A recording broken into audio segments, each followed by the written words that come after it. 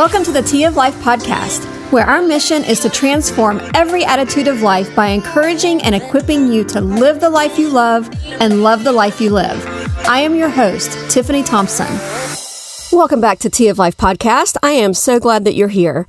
Today, I'm jumping right into our topic and talking about making a list of your goals and finding your purpose. Think about what it is that you want to accomplish in your journey. Think about what you want your outcome to be. Don't think about all the things that you may have to do along the way or what steps you may need to take, but what you want your finish to look like. First, I'd like to take a moment to remind you to subscribe to this podcast wherever you may be listening. Also, remember to visit my website, teaoflifepodcast.com, for all show notes, links, and any transcripts that you may want. You can also subscribe to my website and always be notified immediately every time I post something new there. We need to understand that stating our why is important to help keep us motivated. It leads us to our specific goals. It's what gets us there. It doesn't lay the process of getting there out for us, but it actually helps us vision the end result in the here and now. So you need to know your why and you need to state it. Write it down somewhere and refer to it often. In a moment, I'm going to give you some ideas on how to form your why. But for now, I want to impress why it's important to state your why. It's important because in the not so distant future, when you feel like everything is going crazy, and you will feel like everything is going crazy, and chances are things will be going crazy, you may feel like you've lost track and have absolutely no idea what's going on. You can look back at your why and you can bring it all back home. In a video titled How Great Leaders Inspire Action, Simon Sinek also talks about stating your why. He says that by why, I mean, what is your purpose? What is your cause? What is your belief? What gets you out of bed in the morning? And another good question that I would actually add to that is what keeps you up at night? Your why can relate to your own personal calling. It can be related to your convictions. It can be a vision that you may have or have had. Your why will be your benchmark for every decision that you make. It will motivate you and put a definition to what you do. It's basically your main source of motivation for doing what you do. And most people who quit don't ever define their why. They get overwhelmed or lose focus on their reasons, and they never have anything to come back to because it was never defined to begin with. Over the years, the reasons that we homeschool have somewhat changed, but our why has stayed the same. We may think that the reason may be why we do something, but our reason is not our why.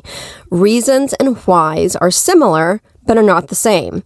A reason is a cause, and a why stems from that reason. So a cause creates a reason, which then forms a why. As my dad used to say, clear as mud, right?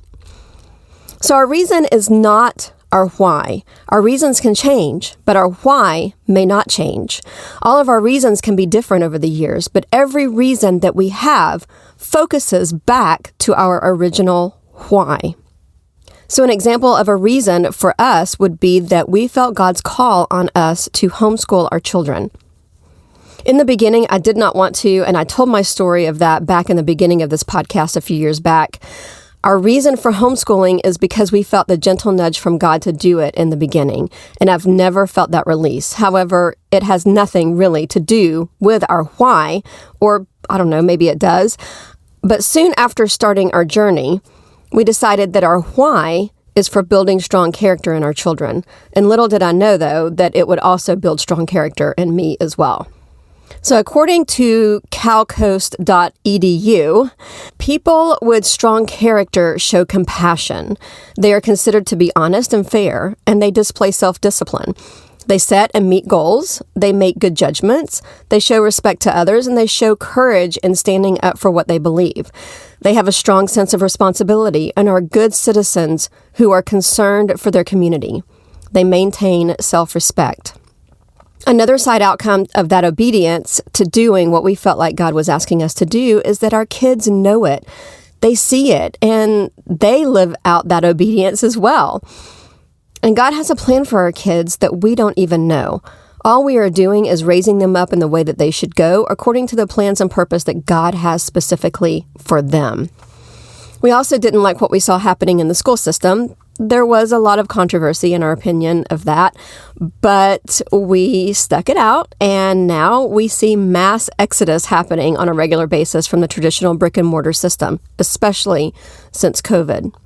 We felt that our influence on our children would become minor once they were away from us for 8 to 10 hours a day, and we didn't like allowing just anyone to speak into their lives. We didn't want the world telling our kids who they are. We wanted and still want them to know who they are, and mainly whose they are, meaning in Christ. And as I mentioned in a previous episode called You Are Enough, we want them to know that they were known before they were ever even formed, that they are fearfully and wonderfully made, and that they were carefully knit together in the womb by our Creator God. It's not that we can't teach them that if they're not homeschooled. We certainly can. But the influence that we see in the other system is outrageously opposite to those teachings, and we didn't want to exhaust ourselves by unteaching the falsehood while trying to cling to our remaining influence on them. So we decided early on that our why for homeschooling is to build strong character by allowing them to enjoy life and not get lost in the social norm. We wanted them to find a life of their own, allowing them to figure out who they are and what they want out of life without feeling the pressures of others telling them who they are and trying to make them someone that they aren't and weren't created to be. We also didn't want our kids to get caught up in what I refer to as the conveyor belt society. And if you're not sure about what I mean about conveyor belt society, here's what the 100yearlifestyle.com has to say about it. It's titled The Culturally Conforming Conveyor Belt. From a very early age, people are taught to suppress what's truly possible and become a good writer in the culturally conforming conveyor belt. Through countless repetitive experiences, people learn to compromise, cope, and conform. No one tells what is waiting at the end of the ride. Obedient writers are likely to face early disengagement, accelerated decline, and premature death. The good news is that you are born with everything you need to rethink, redefine, and reinvent the best years of your life, starting now. You just need the support and structure to break free. And this was written by Brad Berger, founder and CEO, Ideal Life 360, LLC. He is a financial planning practitioner, holistic life planner, and certified master integrative life coach. And you can visit ideallife360.com for more information on that. My husband and I have also been known to be a bit of a rebel when it comes to doing things just because that's how we're told it should be done or because that's how everyone else is doing it. We've never quite fit into the normal ways of living life that way, and if you knew our goals and dreams, you'd probably agree. We do things a little differently and sometimes take risks that other people's may be afraid of taking. We like to think of ourselves as pioneers instead of rebels, though, because we tend to do things way before they are considered the social norm. However, at the time we started it, people thought that we were crazy, kind of like when we started our homeschooling journey. So like I said before, one of our reasons for homeschooling was to build a strong character in our kids. That is our why. And if you're homeschooling, your reason or cause is more than likely vastly different from ours or even from your best friend's reason. And that's totally okay and totally great. Your why also needs to be uniquely your own as well, or it will never stick. You can't adopt someone else's why and expect good results. If it is not your own, you will grow tired of it very quickly and you'll lose traction, focus, and motivation. This goes for anything that you're doing, and I've said many times before in this series that these episodes so far don't have to be just for homeschooling. They are really for anything and everything in life. Think about where you need motivation and think about your why. Maybe it's because you have never stated your why, and maybe it's time to do that right now. So thank you for listening today. I'd like to remind you once again to subscribe to this podcast if you haven't already, and I look forward to chatting with you again very soon. Until then, write down the reasons that you want to do what you want to do, and then allow that to help you form your why. Thank you for listening to TF Life Podcast. If you have 2 friends who need to transform every attitude of life, tell them about us.